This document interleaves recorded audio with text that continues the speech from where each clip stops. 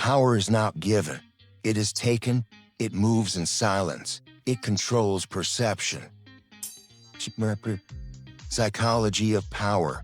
Master the mind. Control the game. At the height of the Roman Republic, power was supposed to be shared. Rome had no king. For centuries, the Republic had been governed by a delicate balance of institutions: the Senate, the magistrates, and the assemblies of the Roman people. But beneath this system, ambition always existed. Rome rewarded those who were bold, strategic, and relentless. And in the first century before Christ, one man emerged who would push the limits of power further than anyone before him. His name was Julius Caesar. Born in 100 BC into a respected but not particularly powerful aristocratic family. Caesar grew up in a city defined by politics, ambition, and constant competition. Rome was not merely a republic of laws. It was a republic of influence. Power came from alliances, popularity, wealth, and military success. From a young age, Caesar understood something many others did not. To dominate Roman politics, one had to dominate the imagination of the Roman people. Charisma could be as powerful as an army. And Caesar possessed Romans, countrymen, both. His early career was marked by bold moves that revealed his ambition. He spent enormous sums of money organizing public games and spectacles to gain popularity among the citizens of Rome. He carefully cultivated the image of a leader who stood with the people rather than with the conservative elite of the Senate. But Caesar also understood that true power in Rome came from military glory, victory. In war created legends. And legends created political authority. In 58 BC, Caesar was appointed governor of Gaul, a vast and largely unconquered territory north of Italy. Over the next 8 years, he launched one of the most remarkable military campaigns in Roman history. Through a combination of speed, engineering, and psychological warfare, Caesar defeated dozens of tribes and expanded Roman control. Across the entire region, his soldiers admired him deeply. He shared hardships with them. He rewarded loyalty generously, and he spoke to them, not only as a commander, but as a symbol of destiny.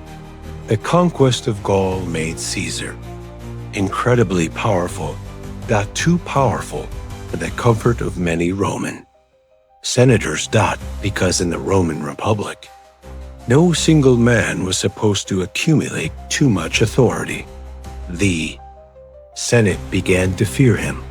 Political rivals demanded that Caesar return to Rome and disband his army. But Caesar understood the danger. Without his army, he would be vulnerable to prosecution and political destruction. So in 49 BC, he made the decision that would change Roman history forever. Standing on the banks of a small river called the Rubicon, Caesar faced a choice. Roman law forbade any general from entering Italy with an army. Crossing that river would be an act of rebellion.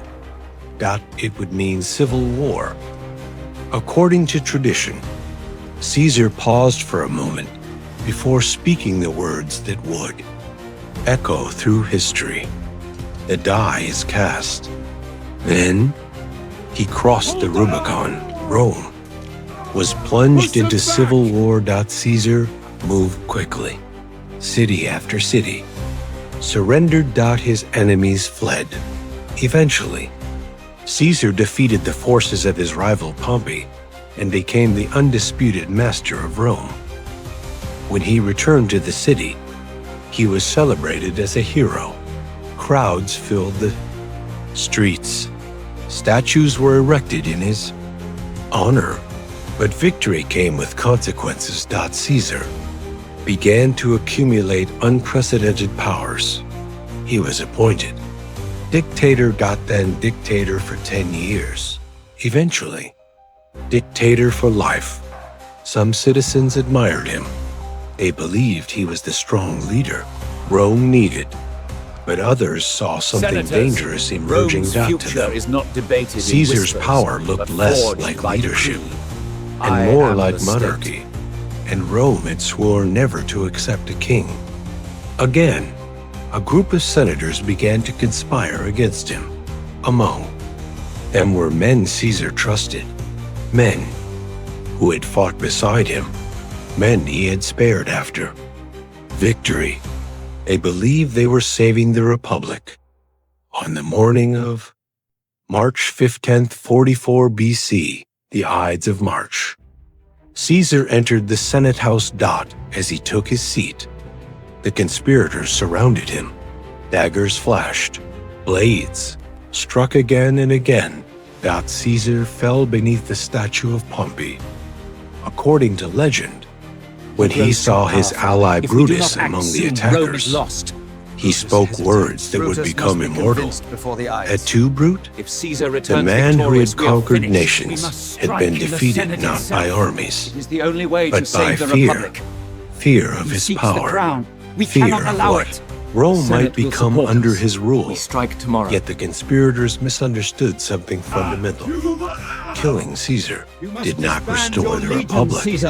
Instead, it unleashed a new wave of civil wars that would ultimately end the Roman Republic forever.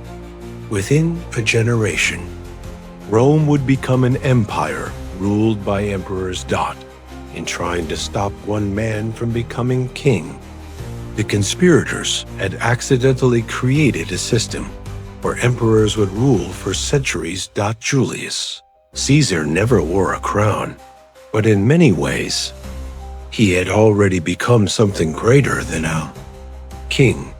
He had become a symbol of absolute power, and his story remains one of the most powerful examples of ambition in human history.